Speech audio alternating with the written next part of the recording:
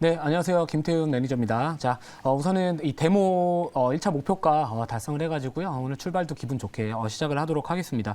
자, 데모 같은 경우에는 최근에 빈살만 이 왕세자가 방안이 무산됐다. 그러면서 어떻게 보면 하락 변동성이 키웠지만 제가 지난 방송에서 이제 9,000원 이탈하지 않으면은 이제 홀딩 전략 이렇게 말씀을 드리면서 이 시장의 반등에 대한 가능성, 뭐 우크라이나 재건 테마나 아니면 중국의 당대회 관련해서 뭐 인프라 투자 이야기 나올 수 있고 또 게다가 이 네옴시티 쪽 테마도 아직까지 죽지 않았다라고 말씀을 드렸었는데요. 자, 운이 좋아서인지 뭐 시장의 반등이 나와서인지 우선 1,900원 1차 목표가 도달을 한 상황입니다. 자, 오늘도 이 원희룡 국토부 장관이 이제 또 네옴시티 또 방문 다음 달 초에 또 방문한다. 그러면서 이 한미글로벌과 뭐 유신 뭐 이런 관련주들이 지금 또 급등을 하고 있었고요.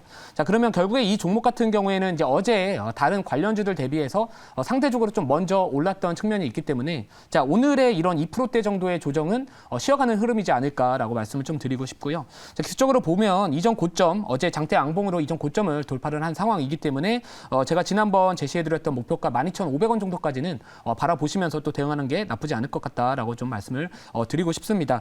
자, 그리고 제가 최근에 계속해서 이 캠시스라는 종목을 좀 리뷰를 해드렸었는데 이 캠시스 거래량이 한 번은 더 터져야 된다. 거래량이 터져야 그게 단기적인 고점이 될 수 있다라고 말씀을 드렸고요. 자, 오늘 역시나 장중에 거래량이 좀 터졌습니다. 자, 이전에 이 장대항복 말았었을 때 이 터졌던 거래량만큼은 아니겠지만 자, 한 번 정도 거래량은 터질 것이고 그때가 단기 고점 될 것이다라고 말씀을 드렸고요. 제가 뭐 노란톡에서도 말씀을 드렸지만 2,500원 정도 이상부터는 좀 윗골이 발생할 수 있기 때문에 또 차익 실현에 대한 부분들 한번 고려해 보시면 좋을 것 같다라고 또 말씀을 드렸는데요. 자, 지금 어떻게 보면 자리 자체는 뭐 이렇게 크게 뭐 추세가 이탈되거나 그러지는 않았지만 전체적으로 지금 윗꼬리가 달리고 있고요. 이격 자체를 또 좁혀갈 수 있다라는 부분들 그리고 다른 또 좋은 기업들을 우리가 또 저점에서 매수할 수 있는 기회가 더 많을 수 있다라고 생각을 하고 있기 때문에 뭐 2,400원 정도 부근에서는 이상에서는 좀 수익을 챙기는 전략이 좋을 것 같다라고 말씀을 드리도록 하겠습니다. 자, 그리고 이 대원제약입니다. 대원제약 같은 경우에도 제가 이전에 이 감기약 대란 쪽 관련해서 그리고 트윈데믹 이슈 관련해가지고 이제 실적에 대한 부분들 말씀을 드렸었고요. 자, 17,000원 이상에서는 이제 좀 이 수익을 챙기는 전략이 좋을 것 같다라고 또 계속해서 한 2차례 정도였나요? 좀 말씀을 드렸었는데 자, 실적에 대한 부분들은 사실 좋습니다. 뭐 계절적 비수기임에도 불구하고 3분기 실적에 대한 좋은 이야기들 나와주고 있고요. 자, 4분기 또 특히나 최근에 이 코로나19에 대한 이 재유행 가능성이 다시 조금씩 올라오고 있는 상황에서 자, 그러면 이 감기약에 대한 부분들 또 다시 한번 또 이야기들 나와주고 있고요. 이 기업 같은 경우에는 또 호흡기 쪽 관련해가지고 또 나름대로 또 강점을 보이고 있는 기업이기 때문에 뭐 만약에 눌렸을 때 뭐 다시 한번 바라보는 전략은 괜찮을 것 같은데 뭐 지금 상황에서는 다른 좀 좋은 기업들 좀 빠져있는 기업 최소한의 이격이 낮은 기업들이 조금 더 지금 시장의 변동성이 큰 상황에서는 좀 유효하지 않을까 효율적이지 않을까라고 생각을 해서 자, 지금 이 17,000원 이상의 이 수익 실현에 대한 부분들은 계속해서 유지를 하도록 하겠습니다. 자, 그러면 이제 오늘 제가 신규로 편입할 종목을 공개를 해드리기 전에 자, 요즘에 이제 카카오 데이터 센터 화재 사건 관련해 가지고요. 자, 많은 수혜주들이 하나씩 순차적으로 부각이 되고 있는 모습을 보여주고는 있습니다. 자, 여러분들 이전에 그 어떤 그 데이터 센터 관련해가지고 뭐 최근입니다. 뭐 오픈베이스도 그렇고요. 뭐 모아 데이터, 자, 그리고 데이터 솔루션 이런 기업들이 이제 데이터 센터 쪽 관련해가지고 부각을 받기도 했고요.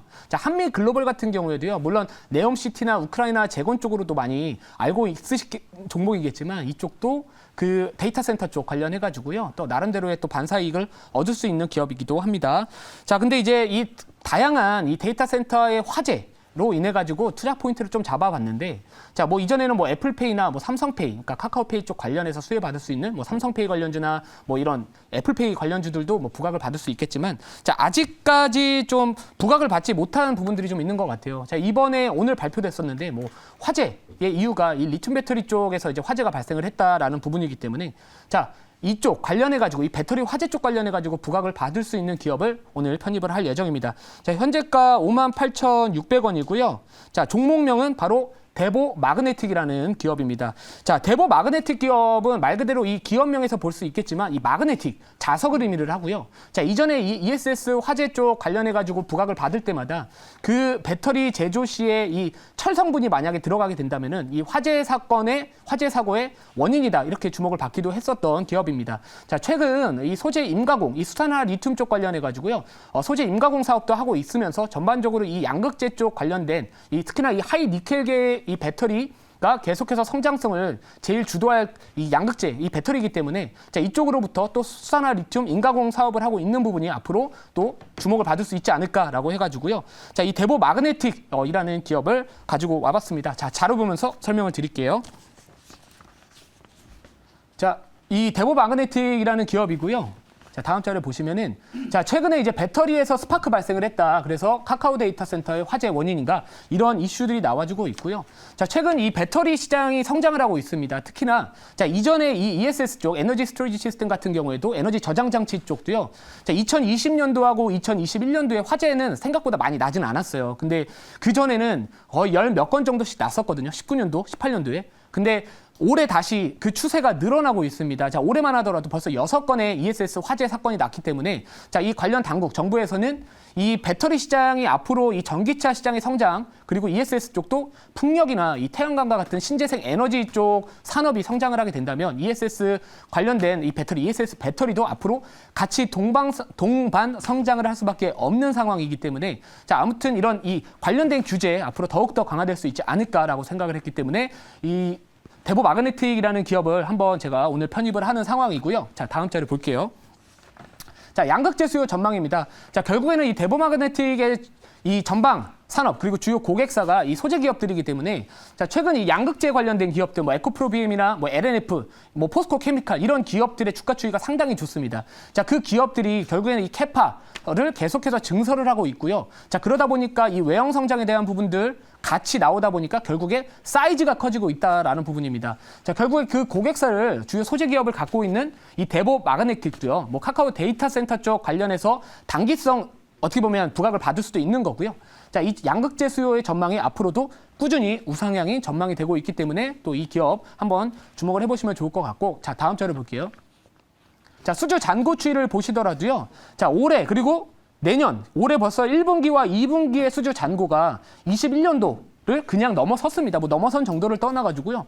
이 여태까지 뭐 한 2년 정도를 한 분기에 거의 다 메꿨거든요. 자, 결국에는 이 전기차 시장, 이 소재 기업들의 적극적인 캐파, 증설에 대한 부분들을 현재도 수혜를 받고 있는 기업이다라고 보시면 될 것 같습니다. 자, 다음 자료 볼게요.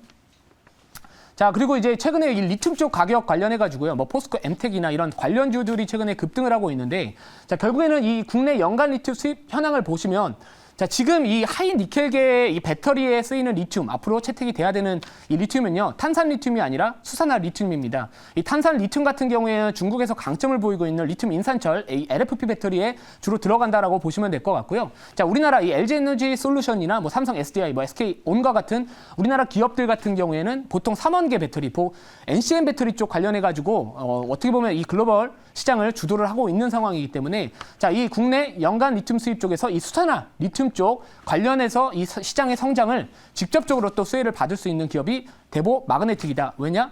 소재, 임가공 사업을 하고 있는데 임가공 사업, 이 수산화 리튬 임가공 사업은요. 결국에 잘게 부수는 겁니다. 마이크로 단위로 잘게 부셔가지고 배터리에 쓰일 수 있게 가공을 하는 사업이기 때문에 이 전방 산업이 성장을 하고 있다. 반사이익을 당연히 이 기업도 받을 수밖에 없겠다라고 보시면 될 것 같고요.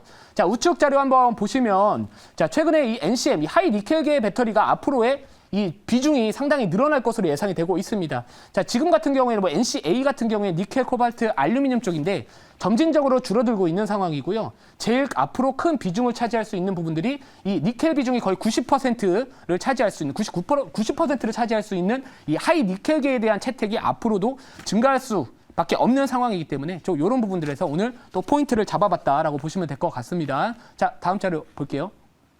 자, 결국에는 이 실적에 대한 부분들을 봐야 될 것 같은데, 자, 여태까지 이 EMF 쪽은 이제 이 탈척기 쪽이라고 보시면 될 것 같은데 올라가고 있습니다. 근데 새로운 어떻게 보면 임가공 사업에 대한 이런 매출들이 찍히기 시작을 한다. 그게 언제부터냐? 올해보다는 바로 내년부터 그리고 내후년부터입니다. 자, 결국에 지금 2022년도 3분기까지 끝났잖아요. 그러면 올해 실적을 보는 게 아니고요. 최소한의 내년 실적을 가지고 땡겨서 밸류를 측정을 해야 되고 또 아니면 이 전기차나 이 폐배터리 쪽 과 같이 어떻게 보면 이 성장성에 대한 퀘스천 마크가 없는 산업 같은 경우에는요.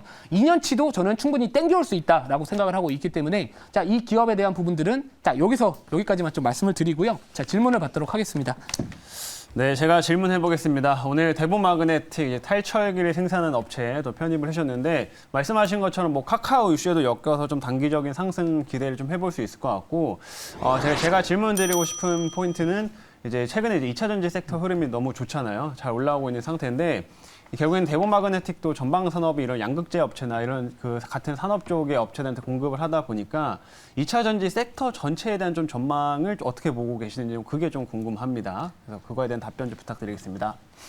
지금 어떻게 보면 이제 시장의 유동성이 좀 제한적인 상황이잖아요. 금리도 네. 계속해서 인상을 하고 있고요. 뭐 최근에 뭐 M2 통화량이죠. 공급량 같은 경우에도 이전에 많이 풀렸던 부분에서 많이 지금 상당히 줄어들고 있는 상황이거든요.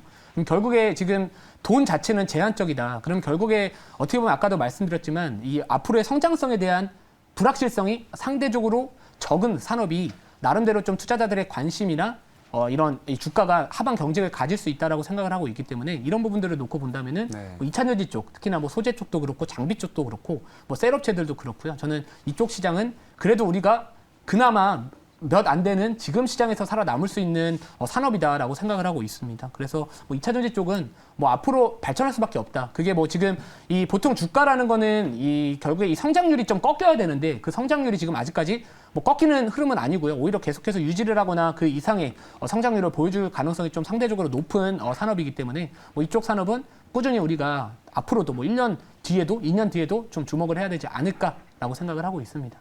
네, 그럼 가격 전략 제시를 해드릴게요.